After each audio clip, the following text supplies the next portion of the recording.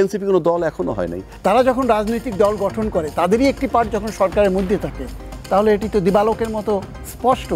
ওই দুইজন যদি আসিফ মাহমুদ আর সে যদি এখন এনসিপির কাজ করে, যেটা আপনি বলতেছেন, আমি ডকুমেন্টারি বলতে পারি না, কিন্তু আসিফ নজরুল তো এই স্টেটমেন্ট দিল, তাহলে সেটা আপনি কি ধরবেন?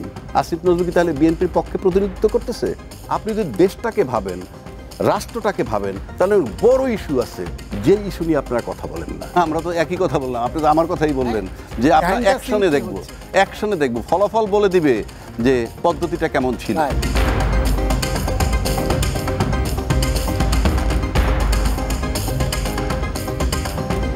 বিএনপি যেহেতু আপনিও বলছেন যে একটা বড় একটা রাজনৈতিক দল, বড় স্টেক হোল্ডার যে এই সময়কালে, তো আপনি খেয়াল করেছেন বিএনপির পক্ষ থেকে কিন্তু এই সরকারের নিরপেক্ষতা নিয়ে প্রশ্ন তোলা হয়েছে, বারবার প্রশ্ন তোলা হচ্ছে নিরপেক্ষতা নিয়ে।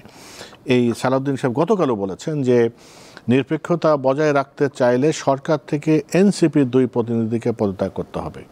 আপনি কি এমন কোনো কিছু দেখেন কিনা যে এই সরকার আসলে নিরপেক্ষতা প্রশ্নবিদ্ধ হতে পারে? যদিও আপনার প্রথম অংশে কিছুটা বলেছেন যে এনসিপির প্রতি তাদের সহানুভূতির কথা বলেছেন, এর বাইরে আর কি দেখেন বা বিএনপির এই দাবিটাকে কতটা যৌক্তিক মনে করেন? ওয়ালটন বিএলডিসি ফ্যান খরচ বাঁচে 65% পর্যন্ত। ওয়ালটন বিএলডিসি ফ্যান ছড়ায় স্বস্তির সবুজ হাওয়া। দেখেন, একটি আমি আবার বলি, দেশের সর্ববৃহৎ রাজনৈতিক দল এখনকার প্রেক্ষাপটে তারা যেটি অভিযোগ করেছেন, দেখেন রাজনীতির স্বার্থে রাজনীতিবিদরা অনেক কথা বলেন, সব কিছুর জাস্টিফিকেশন অ্যাট অনস থাকে না, তারা তাদের মতো করে অনেক কথা বলেন।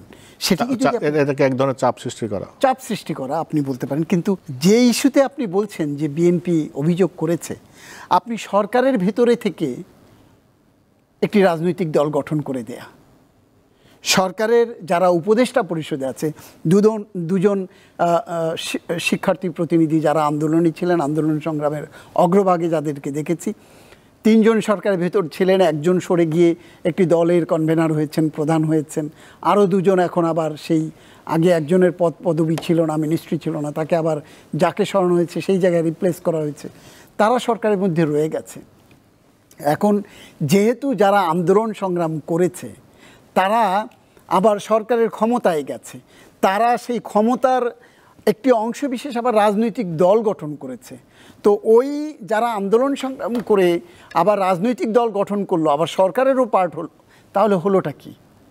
তাহলে তো এই অভিযোগ অমূলক নয় যে সরকার তার নিরপেক্ষতা হারাচ্ছে।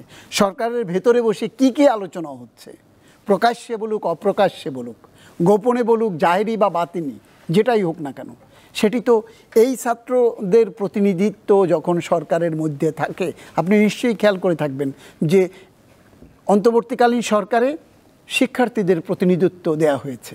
সেটি যদি হয় তো শিক্ষার্থীদের এক অংশ আন্দোলন সংগ্রামে আছে বা রাজনৈতিক দলে আছে, আরেক অংশ সরকারের ভিতরে আছে।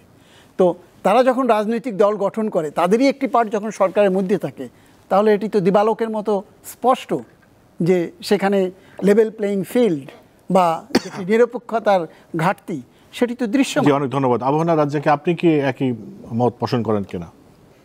দেখেন, আপনি ডিপেন্ড করবেন কিসের উপরে, হাইপোথিসিসের উপরে না ডকুমেন্টারি? হাইপোথিসিস হইল যে ছাত্রদের 2 জন প্রতিনিধি ওইখানে আছে, হাইপোথিসিস কি? এটা তো ডকুমেন্টেশন। হ্যাঁ, কিন্তু এনসিপি যারা করলো তারা আবার তাকে মিলাচ্ছেন কেমনে? ডকুমেন্টারি আপনি মিলাইতে হবে, আমি পরে আসছি জবাবটায়। 2, আপনি নাহিদ যোগ দিছে এনসিপিতে, সে পদত্যাগ করে যোগ দিছে, আপনি ডকুমেন্টারি আসলেই যে সে পদত্যাগ করছে, যেহেতু 2 জন উপদেষ্টা আছে আপনি এনসিপির তাকে ধরতে পারবেন। 1, 2, এনসিপি কোনো দল এখনো হয় নাই, এখনো কোনো দল হয় নাই, বরং আমরা তাদেরকে দল বানাই দিতেছি। আজকে 6-7 মাস ধরে দল বলতেছি, এখন পর্যন্ত আমাদের যে ক্রাইটেরিয়া যেভাবে দল হয় তারা দল হয় না। নিবন্ধন না হলে কি তাকে দল বলা যাবে না? দল না তো, আপনি সংগঠন। নিবন্ধন না হলে নিবন্ধনের সাথে দলের সম্পর্ক নেই। নিবন্ধন হলো তার নির্বাচনে অংশগ্রহণ করার যোগ্যতা। বেশ ভালো, রাজনৈতিক দল বেশ ভালো।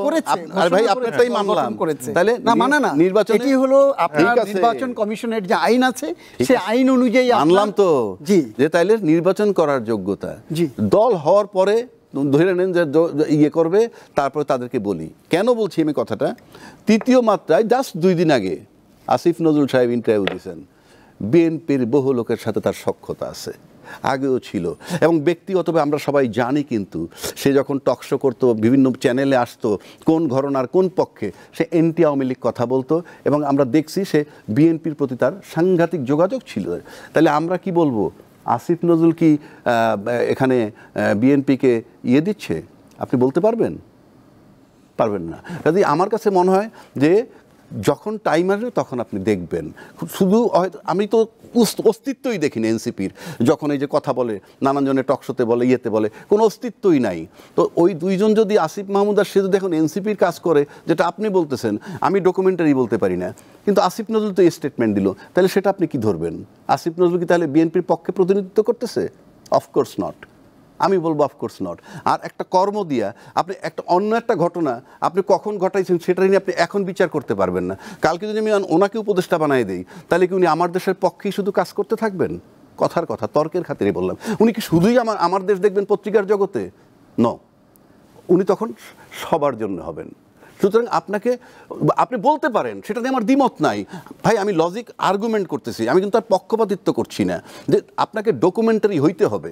যে যেমন প্রধান উপদেষ্টার সম্পর্কে কমপ্লেন, ওই যিনি বললেন যে বিএনপির একজন বলছে যে দেখ, আপনি বলেন না একটা অথেন্টিক, বরং আপনি যদি দেশটাকে ভাবেন, রাষ্ট্রটাকে ভাবেন, তাহলে বড় ইস্যু আছে, যে ইস্যু নিয়ে আপনারা কথা বলেন না। কথা বলতেছেন এমন কথাগুলো এসে, আপনি আসেন করিডোর নিয়ে কথা বলতেছে, করিডোর নিয়ে আপনার কাছে আসবো, কথা বলতে তার আরেকটা প্রসঙ্গে তুলে নিই।